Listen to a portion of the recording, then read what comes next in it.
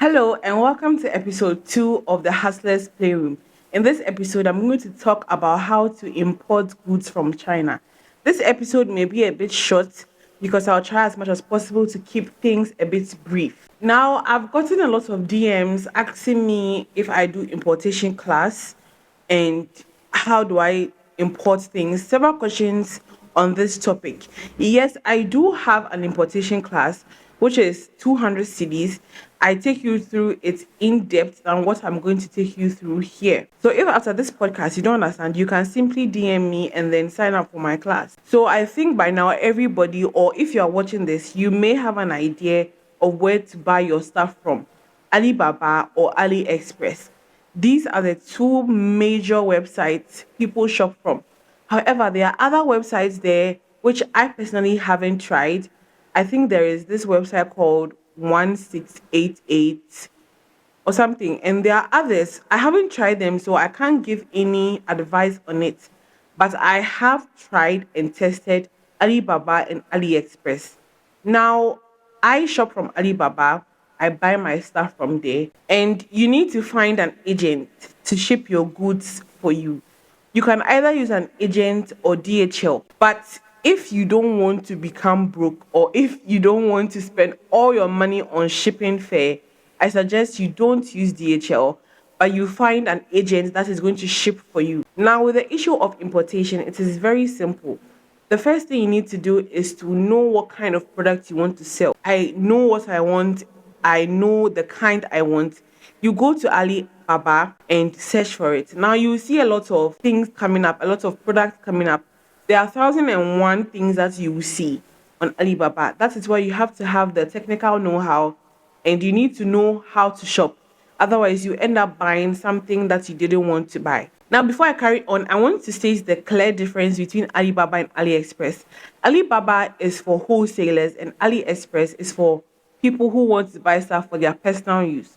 So you realize that when you go to Alibaba, things are more affordable and cheaper than AliExpress.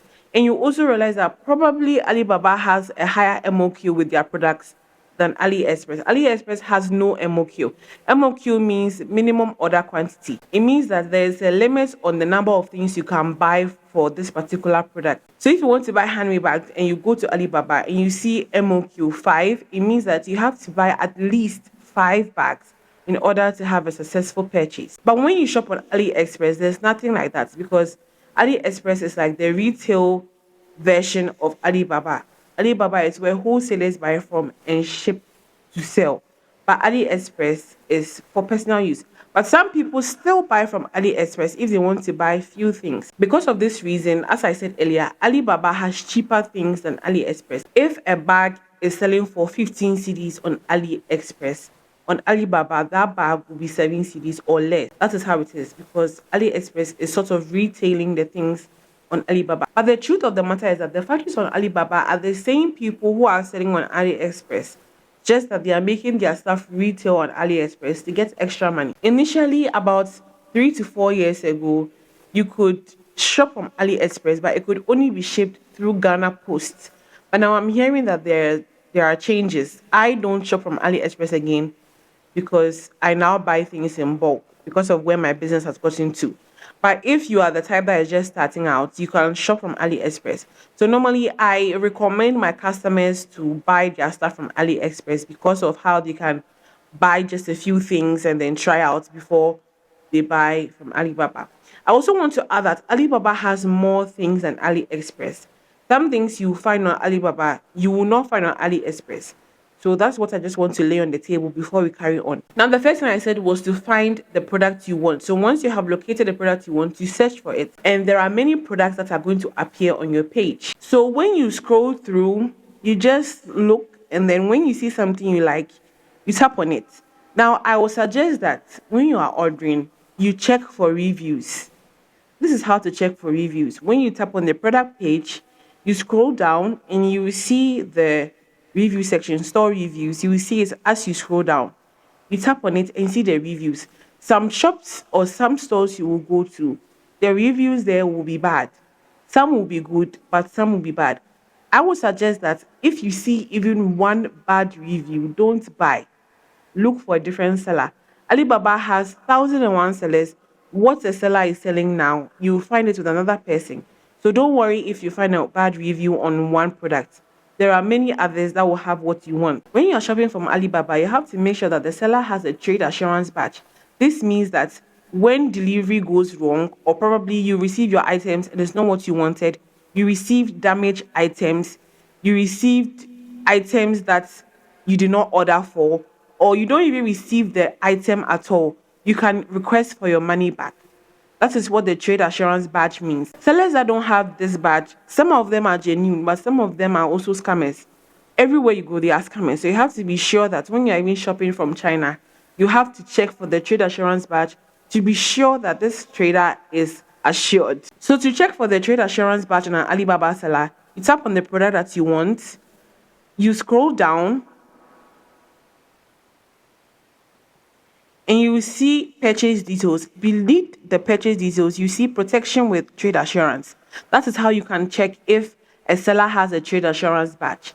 Once the seller has it, you know that you are sorted. You don't need to worry about anything. So once you have located the product and you like the product, there are two buttons that you see underneath. You see add to cart and start order. Some products you see chat with supplier. I recommend that with any product you are buying, no matter what you see, you chat with the supplier before you buy, because you have to give the supplier your shipping details and other details. Probably you want to change something with what you are ordering for, you can always make those changes. So make sure that you always communicate with the supplier first. To communicate with the supplier, you see some buttons that are beside the add to cart button. You see chat now and send inquiry. You tap on chat now and then you redirect it to the supplier's chat. So here you can send something like this. You send the product and then you ask, please, how much is this? This is just an example I'm doing for you.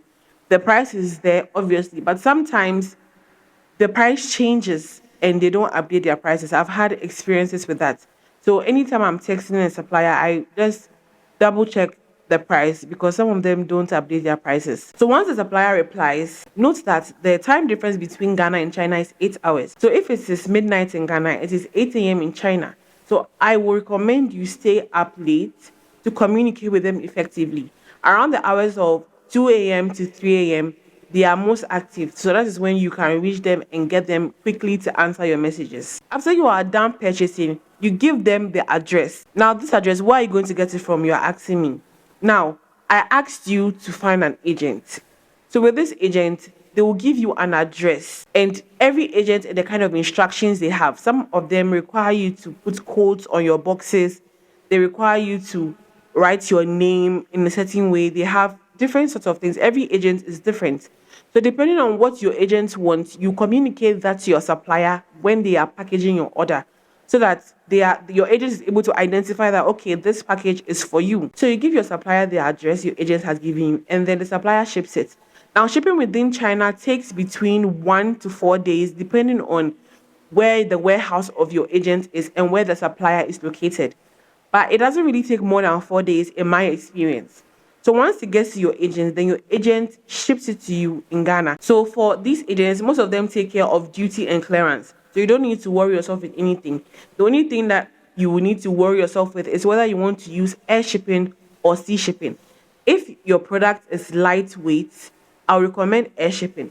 But if it is heavy, then sea shipping is the way to go. Otherwise, you will really spend on delivery or shipping if you are using air. Every agent has their rate. So when people ask me what are the rates for air shipping, I'm unable to answer because I'm not an agent.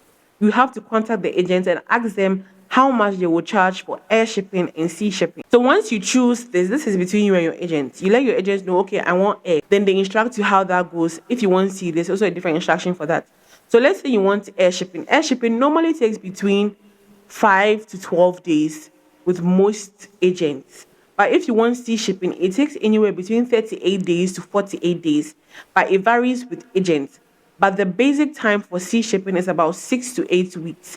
So when you are using sea shipping, you have to be prepared to wait because it's not coming now. But the rates for sea shipping are very affordable. I think that is why we wait for a long time. So it is as simple as that. I'm actually almost done with what I am telling you today, because shipping from China is not as complex as people make it seem. And it's as easy as ABC. Once you get your agent, you are sorted. There's nothing. This is it. But you just have to make sure that you get a good supplier. Some suppliers will send you what you ordered for, but the quality is poor.